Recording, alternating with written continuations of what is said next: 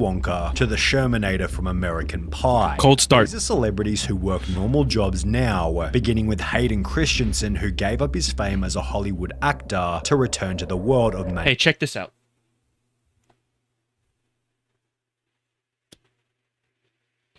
You know, what do you think of that? She was just in my space. labor. Usually when you she'll get in your space. When you pick her up, she decides she doesn't want to be in your space anymore. After appearing in the third Star Wars movie back in 2005, Christensen explained that he felt he hadn't really earned his fame, stating, "I guess I felt like I had this great thing in Star Wars that provided all these opportunities and gave me a career, but it all kind of felt a little too handed to me." Also adding that he liked the idea just gonna start of drinking Fireball, sabotaging his fame just so he could start from scratch. "You can't take years off and not have it affect your career," he admitted. "But I don't know, in a weird sort of destructive way, there was something appealing about that to me." That makes a lot of sense. Christensen decided to purchase a farm just out. Listen, this is gonna be a long video, man. If we're gonna be doing this all day, you understand what's going on. Why is your heart beating so fast? Play with she does this thing where she loses her toys instantly. She's got about 10 toys in here, and it takes about 30 seconds, and then she loses them. Outside of Toronto, Canada, so we could get into the world of agriculture, stating, "Yo, farming. Figure it out. It's all new to me, but I would eventually." That's my goal, by the way. Hayden, I get it. I want to make a cool billion off of YouTube. I feel like that's a reasonable number. Make a billion. Move to the Scottish Highlands, have a farm. I don't know, grow potatoes. I don't care. Have animals. Would like to have some goats, some sheep, some cows. I know it's a lot of work. I'm not one of those naive people who's like, "Oh, I'll just have a farm. It'll be nice and easy." Okay. But I'm also aware that if I was a billionaire, I wouldn't need the farm to be successful. At a certain point, it's like, "Oh, the crops aren't doing well. Well, I'm just gonna hang out with the cows. The cows are still alive. I'm just gonna hang out with them. We're not even gonna we're not even gonna use them for milk or meat. We're just gonna hang out with them. You know what I mean? Till death. Like it to be of old age. Operational farm with livestock and different crops. I've got a tractor and an excavator, and I'm learning to use all the construction equipment. Right now, there's an apple orchard that I want to extend, and I've started a small vegetable garden, and I want to turn a hayfield into lavender, which also led to his own line of country clothing through a company called RW&Co. See, all farmers can't really get away with that. That's the only thing you can do. If you're a celebrity, that's the only way you can do this. What do you mean you have a farmer's clothing line? What do you mean? Christensen has since been spotted at numerous farmers markets and maintains that the farm is going well. Nice. How's things going, man? I hate TMZ. Farm's good. However, while good for him, man. Christensen is still kind of working for himself, Stephen Anthony Lawrence has since found a different type of employment since he played Beans in. Ooh, if he's working for somebody else, that's the thing, right? If I'm gonna retire from being a billionaire, fame, is there even a billionaire Hollywood celebrity? You know what I mean? At this point, besides what's one of the Jenners?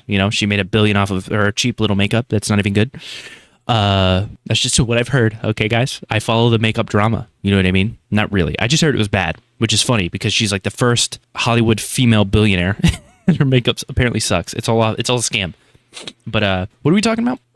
After the show came to an end in I wouldn't want to work for somebody else. Lawrence struggled to land any further teen roles as he went bald only 1 year later at the age of 14, bro. Ooh. See, listen. This is when somebody's like, "You can't speak. Look at your hairline." Listen, my hairline's all my fault. Receding hairlines are not common in my family. I remember the doctor was trying to get me to get some type of medication to bring my hairline back, and he was just like, "So who in your family, and your mom, it's usually on the mom's side, who has a receding hairline?" I'm like, "Nobody. There's nobody on my dad or my mom's side of the family that has any type of widow's peak receding hairline. It doesn't run in my family." So then we came to the conclusion that it was my poor diet and my consumption of alcohol and the fact that I shave my head and take a 1,000,000,000-degree shower every single day.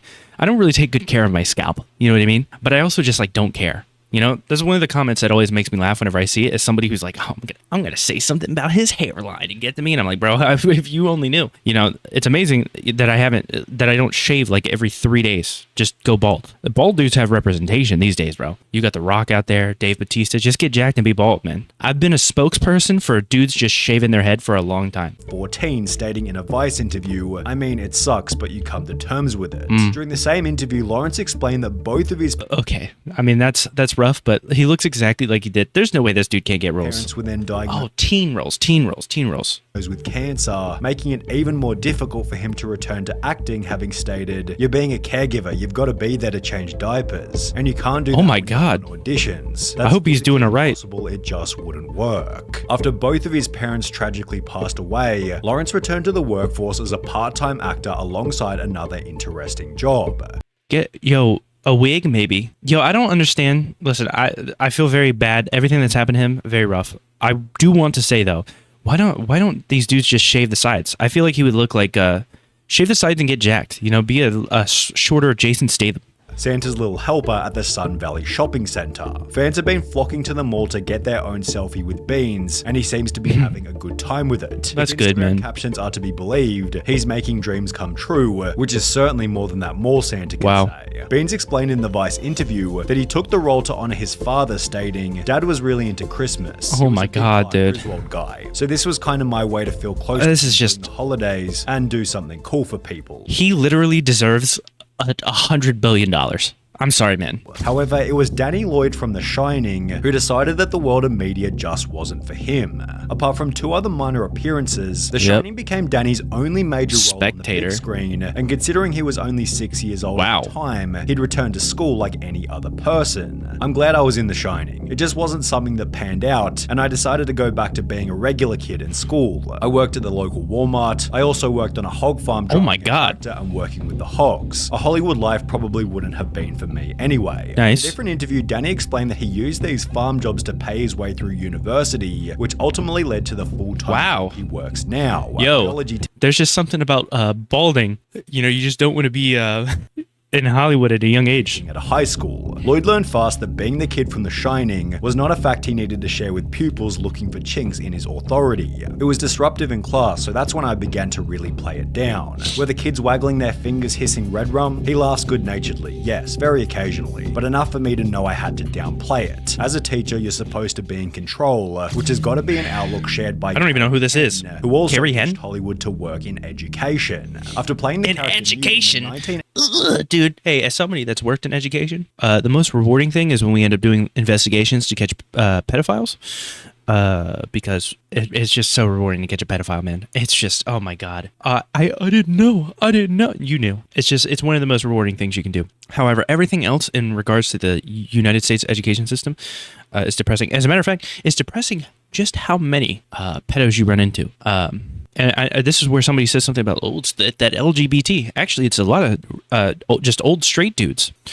And this is this has been going on for such a long time. That in itself is depressing. Very not depressing to get them in trouble. Depressing to have to know that they exist. You know, it's like, of course, it's more common. It's kind of like the church thing. It's more common because there's more kids there. And it's just like, you know, I totally understand why Chris Hansen does what he does. You know what I mean? Because these people are freaks, dude. 1986 classic Aliens, Henn decided not to pursue full-time acting and instead continued with her schooling. For this reason, she fell out of the public spotlight for over 30 years, returning in a 2016 Comic-Con interview with Kevin James to state that she'd rather found traditional employment. I always wanted to be a teacher, so I don't understand. You know, I would never want to be a teacher, you know? Like, just be a consultant in education, right? Because you can go to all these districts and see, like, how terrible it is and get really depressed, you know, and just be like, oh, what is going on in the schooling in America? You know what I mean? It's just an absolute nightmare. It's very depressing. I'm going to be real with you, you know? This video is going downhill real quick, but it's like, man, it's one of those jobs where I've never been a teacher, but, like, let's say you decide to be a consultant. It's like it's so depressing just how often you run into just like the absolute most terrible people who get their ego gets ahead of teaching the children and providing them with an actual good education. And then you have like personal beliefs on every side of the spectrum where it's just like, can we just get these kids? Can we just teach them and send them to college and, you know, create future doctors and scientists and inventors and not YouTubers? Like, well, I'm not a YouTuber. This is not my job, but you get the idea. You know, that being said, I'd rather be a YouTuber than a scientist. The pay is probably way better. I went to school to be a teacher. Tell them what you do. I teach 4th grade. Yet it was Vanilla Ice whose career I'm a YouTuber in a sense I upload videos, but it's not my job. change was significantly more surprising. He found massive success in 1990 with the now infamous song Ice Ice Baby, yet his music career had almost We should just skip this one, bro. with many considering Vanilla Ice to be a one-hit wonder. He was. With his music career in the dumps, Vanilla Ice tried his hand at motocross racing and even professional Hey, he has jet more skiing, which worked hit reasonably singles well than I when do. He peaked as the world's number 6 ranked sit-down jet ski racer, competing nearly every week. Wait, what? That's kind of crazy. The world's number 6 sit-down jet ski racer? That's such a random cool thing, man. That's actually cool. That raised the value. Like, it's crazy that he had a #1 single, probably made a ton of money from it. But I read that and I'm like, that's a cool random thing for him to, like, whatever. And earning a Kawasaki sponsorship. At the same time, Vanilla Ice began to go down a dark path of drug addiction, leading to his disappearance from the spotlight. However, in 2010, hold on, I want to rewind this real quick. 4 hours every day, he would zig and zag through the water by summer and earning a Kawasaki sponsorship. That's cool. It was perfect. He was performing in front of thousands of people, only a few of whom knew they were watching Vanilla Ice. A lot of guys didn't like racing against Robbie because he's so aggressive. That's crazy. All right. Path of drug addiction, leading to his disappearance from the spotlight. However, in 2010, the name would he was in a movie too about houses called the Vanilla Ice Project. He'd become a renovator. The show ran for over 9 years, displaying countless different construction projects, yet this wasn't the only normal job that Vanilla Ice wound up doing. In 2013, an article was published to the website Joe reading, "He's transformed himself from rapper to lighting salesman. We guess when the lights go out on a rapping career, you have to find a way to turn them on again. But by selling lights and lighting designs, really? Mr. Ice currently works for Capital Lighting in Florida and has designed what he calls Vanilla Ice Lighting. Oh, he's here in Florida, baby. And wall sconces. Check out this advert for lighting starring Ice himself. And yes, he actually says lights, lights, baby. Oh no. However, it was Peter Ostrom Why didn't you show it? Willy Wonka who decided that instead of living in a chocolate factory, he'd rather look after animals. Shortly after appearing in the film, the Ostrom family purchased a horse, sparking what would become a lifelong interest in farm animals. After finishing high school, Ostrom worked in an equestrian center in Pennsylvania, which was followed by his college graduation with a veterinary degree, having been inspired by the vet who looked after the family horse. Wait, this is dope. The veterinarian coming out and taking care of the horses, and it made a huge impression on me. This person really, for some reason, I thought this one was going to be sad. This one doesn't seem sad to me. Enjoyed what he did for a living. My father was a lawyer, and I really didn't. I think it's just because his character in the movie. But I knew exactly what the veterinarian did. Someone making a living from something he enjoyed so much really sparked my interest. Ostrom was so entrenched in the idea of becoming a vet that he never returned to Hollywood. His one and only acting role, Willy Wonka and the Chocolate Factory, having stated, acting was fine, but I wanted something more steady. And the key is to find something that you love doing, and that's what my profession has. Nice, dude. Although he's not the only celebrity on this list, that's dope. Dedicate his life to the medical field, as Jennifer Stone from The Wizards of Waverly Place. I don't know anything about this. This is my girlfriend would know all about this. To an end in 2012, Stone was diagnosed with type 1 diabetes, with her experience in the hospital inspiring her to join the medical field. I wanted to make sure that nobody ever had to experience that when they were going through uncertainty. I'm gonna say something, and this is gonna any youngins watching, click away, because this is gonna, you don't need to know that the world is like this. I feel like if I wanted to be a doctor, I'd be, a single mom would come in and be like, I can't afford insurance. My baby, she's really sick. I'm really scared. That would probably destroy me. Nothing like, there's nothing about like surgery or any of that grosses me out. Blood doesn't gross me out or anything like that, but like a family coming in, I'm not built for it, because I'd just be like, oh man. You know how they say like dentists are the highest, they have the highest rate of suicide in all professions. That's because they probably see all kinds of nasty stuff and no one likes them. I don't know why I randomly brought that up. Dentist, doctor, not the same thing. Everyone loves to see a doctor. Maybe not men. Dudes avoid the doctor like the plague. I don't know why we do that. I know it's a drop in the bucket, but it was something I could do. While maintaining minor acting roles on the side, Stone began to volunteer at a Burbank medical center, and by 2019 she'd become a fully qualified nurse, stating, I just see so much more of humanity than I ever saw before nursing. I've seen parts of humanity that I don't know if I would have ever seen without it. It's a beautiful thing and it's heartbreaking, and it's a great reminder to be thankful for the things that you do have. Since becoming a registered nurse, it seems Jennifer Stone has pretty much retired from acting. However, this hasn't stopped. These are so cool, because like the vast majority of people, man, if they made even just $1 million off of a movie, like they wouldn't, they'd probably find some way to be like, oh, let's invest this and blah blah blah and live. Well, maybe not. I was about to say, people, if somebody made $1 million, oh, they would just live within their means. But lottery winners are the perfect example of how that's just not true.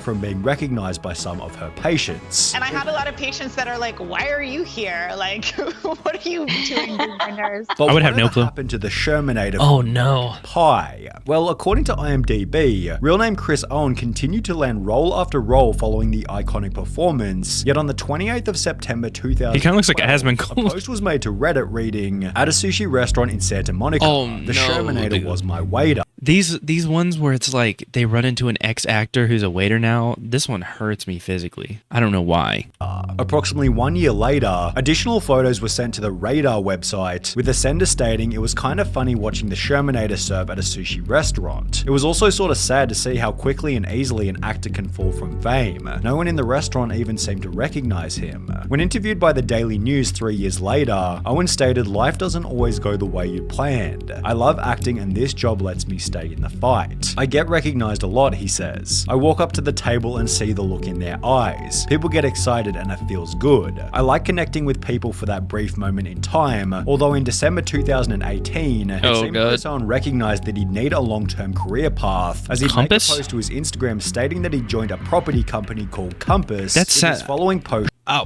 come on, bruh. Sorry, I fat-fingered. That sounded like a property company. He'd become a real estate agent. But while Chris Owen took these positions out of necessity, it was Susan Boyle who got a day job just so she could return to being a normal person. Despite having a net worth of over $40 million, Susan... Do you guys think it was wild that, oh, look how much better she looks? Do you think it's wild that, like, her whole thing at the time, I remember this, I remember all the articles, not even really articles, but just, like, all the stories, like, on the news were just like, can you believe that this ugly, hideous woman can sing so well? That was wild, dude. Like, on, like, Good Morning America, they were just like, check out this woman. They're like, she can sing really well. And I'm like, yeah, she was on a show about, you know, like, she was on, it wasn't American Idol, it was something else. It was like America's Got Talent or something, or some type of talent show. And it was like, there's all kinds of good singers, but this one stood out. Why did she stand out? Very strange. Susan has often been commended for living an extremely I thought that shit was so mean. Having raised over $42 million. That's classic Hollywood, you know? And Twitter is like this now too, where it's just like, they're nice until they're not. You know what I mean? It's like they want everyone to be nice, but they're kind of not really. Like, they will be mean to certain people. We'll say it's wrong to fat shame, but unless we don't like the person that we're fat shaming, and then it's okay, we can call them a whale. Pounds for charity, whilst continuing to live in her childhood home. However, Susan Boyle's desire for normality was best highlighted in an article from June 2014 titled, "Millionaire Susan Boyle applies for a £6 an hour cashier job in her local bookmakers," with the article reading, "The 52-year-old singer is reported to have applied for a minimum wage £6 an hour cashier's job after spotting a job advert in the window of her local bookmakers Ladbrokes. Upon reading the advert on Thursday afternoon, Susan entered the premises and spent around 5 minutes talking to the shop's deputy manager, David Core, 28, about the role. Susan Boyle walked into the shop and inquired about the job advertised in our window. We were all in shock. Obviously she doesn't need the money, so I think she saw it as a way of getting her out of her house and taking her mind off things." See, to me, like, the farm thing I get, but there's never a period where I would be like, I'm kind of, you know, I have so much money now. I'm just a little bored. I'm going to get a retail job. That would never happen. Retail is like the one thing. I'd rather do construction. I'd rather do roofing. I'd rather install granite and tile like I used to, which was just grunt work. You lift heavy things, you put them down. Granite's very heavy. That was all that job was. I'd rather do that than work retail. With the article also implying that it'd be a good way for her to reach construction is like hanging out with the boys. Community. Interestingly, it seems Boyle didn't end up getting the job. However, Kevin Jonas was a little more lucky. When the Jonas brothers took a hiatus back in 2013, two of the brothers pursued their own solo projects, yet the third brother, Kevin, decided to leave music altogether and walk a slightly different path. He dived into the world of construction, creating a property development business called Jonas Werner, and would also become the co-CEO of a social media business called the Blue Market Company. But while you could still consider this far from a normal job, it's time to talk about Nikki Blonsky. Yo, flew through that, dude. Oh my god. This is the hairspray woman, right? Greatest examples of giving up fame to go back to a regular life. Blonsky's first ever acting role was in Hairspray the movie, so it was I hate that movie, by the way. 4 years later, she'd get her I'm not really a Broadway fan. I'm gonna be honest with you. And the Lin-Manuel, the whole Hamilton situation did not make it any better. When Hamilton came out, like my distaste towards Broadway just got even worse. There's something about his very corny rapping. It's fine if you like it. It's fine. It's whatever. It's just, it's not for me. Cosmetology license before landing a job as a hairstylist in her hometown. Superstar is happy to announce our newest employee, our cosmetologist Nikki Blonsky from Hairspray, which was followed by Blonsky's Twitter, confirming her new part-time position. It's true, I'm working at Superstar Salon as a makeup artist, and I'm proud to be working and helping pay bills, but I'll never lose sight of my dreams. We have a problem here. I'll never lose? Why does so many people do that? Proud to be working. Was the amount of characters you could use on Twitter shorter back then? Also, like, what is this even Twitter? What is this? What do you mean never loose? Why do so many people do that? Loose. I don't, whatever. Just because I'm part-time working doesn't mean I'm going to give up on my dreams, and don't give up on yours. I might book something big soon, keep positive, and apparently she made the right decision by doing I'm gonna be honest. Let's see this play out. given the customer feedback. I was so surprised today when I showed up at Superstar to get my makeup done, and it turned out to be Nikki Blonsky applying it. She did a great job, and I really look like a superstar. Here's the thing, right? If she had just waited till about 2019, she for sure could have been thrown stuff, because there's so many girls in Hollywood that kind of, I don't know how to say this, right? But Hairspray, at the time, we were still going through that period where we're like, this woman's obese. Why are we watching this? Now, we do the opposite. I won't watch a show unless it has an obese woman in it. That's not true. I'll watch anything. But on Twitter, bro, on Twitter, oh my God. Twitter is currently, there's one thing. Listen, I know like 90% of my viewers don't use Twitter based on polls I've ran, which is good. You shouldn't use Twitter. Don't hop on Twitter, even to follow me. But they're arguing on Twitter about how black they draw Miles Morales. Because there's some people that make art and it's like, yeah, we can tell this is black, but it's not light skin, but it's a little too bright. He's more of like blah blah. They're arguing over the specifics of how dark his skin is, you know? They're real bored, you know what I mean? Like more bored than they were during the pandemic. Okay, I've said this many times before. This is what my great grandma used to say to me all the time. You're not angry, you're bored. Okay? She also used to say that bored people are boring people. Okay? You'll never be bored if you're not a boring person, you know? A not boring person can hang out in the house by themselves and just be fine, okay? What I'm trying to say is I'm one of the least boring people on the planet, because, like, I that sounds like a good time to me.